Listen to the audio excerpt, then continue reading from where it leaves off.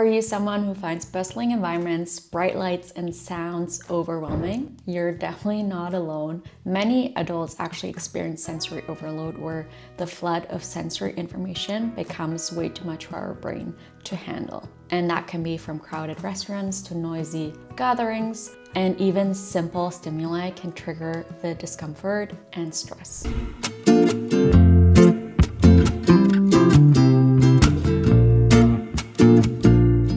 Hello everyone, I'm Dr. Yanina, a cognitive psychologist, ADHD coach, and ADHDer myself. Whether you've been officially diagnosed with ADHD or you're currently deep diving into the internet rabbit holes trying to figure out if you might have ADHD, I've been there. So welcome to my channel and you're at the right place. As an ADHD adult who is navigating sensory processing challenges myself, I've come to understand the impact of sensory overload firsthand, but finding guidance and tailored strategies for us ADHD adults definitely wasn't easy. And that's why I combined my personal experience with my professional experience as a psychologist to create this mini series on sensory regulation. So let's get started. So, sensory overload occurs when our senses are bombarded with more information than we can handle. So imagine stepping into a busy restaurant. The chatter, the clinking dishes, and aromas are overwhelming your senses, leaving you feeling stressed and uncomfortable.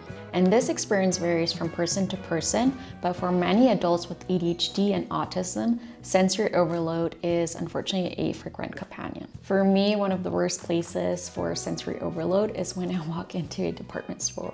First, there's the harsh lighting, there's this mix of smells, the perfume, and the crowds, which I can guarantee will always make me feel overwhelmed, stressed, and just overloaded with all the sensory information. Does that sound familiar to you? And here are some other ways that sensory overload might show up for you. One way could be your focus just disappears when there's too much noise, like you're trying to read while someone vacuums next to you. Could be certain textures like scratchy fabrics or sticky surfaces that can feel unbearable against your skin. It even hurts talking about it. Could be also bright lights or sun flashes that can make you squint or even give you headaches. Could be crowded spaces that leave you feel drained, and not necessarily because of the people, but because of the sensory chaos that happens around them. And when you are in these places and you feel sensory overloaded, you might notice that you start snapping at a loved one, family member, or at a friend, just because everything is becoming too much. Have you ever experienced a moment like that? Let me know in the comments. I would love to hear your story.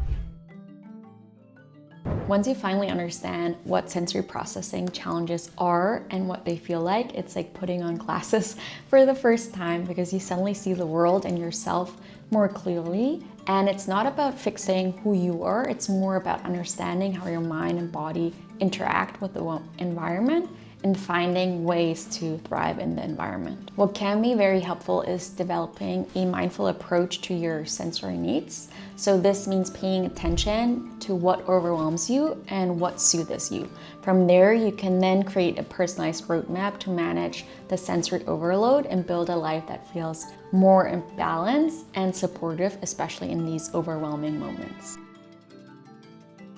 Your environment can either work for you or against you, so why not design an environment that feels good to you? Think of your space as a sanctuary, safe place, a place where your senses feel safe and supported. And this might mean dimming harsh lights, reducing background noise, wearing noise-canceling headphones, or adding soft textures that bring you comfort. And even these small changes, like keeping your workspace cluttered-free or changing the light bulb to a more ambient light, or adding scents like lavender that feel calming to you, can make such a huge difference. And you can also watch my ADHD apartment hacks video to find more inspiration or ideas of what you can do to make your apartment, house, room feel more ADHD friendly and sensory friendly. It's also very important to go out prepared, so whenever the sensory overload strikes, you have the tools at your fingertips you can just pull out and use. So for example, always carrying noise-canceling headphones or having a weighted blanket, weighted pillow, weighted eye mask at your fingertips can be super helpful. And these tools aren't just extras, they're essential for building your sensory toolkit. And you can integrate them into your daily life so they are there whenever you need them. And over time, and the more that you use them, these strategies can help you to transform and just navigate the sensory challenges at more ease and help you feel less overwhelmed.